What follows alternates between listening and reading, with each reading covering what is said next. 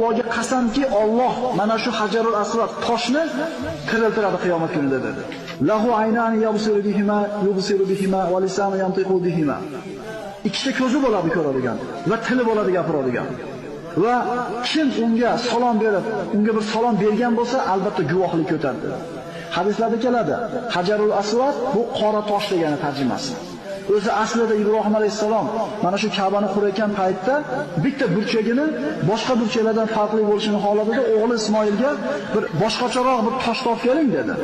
Shu yerga qo'yaylik, ajralib tursin boshqa burchaklardan dedi.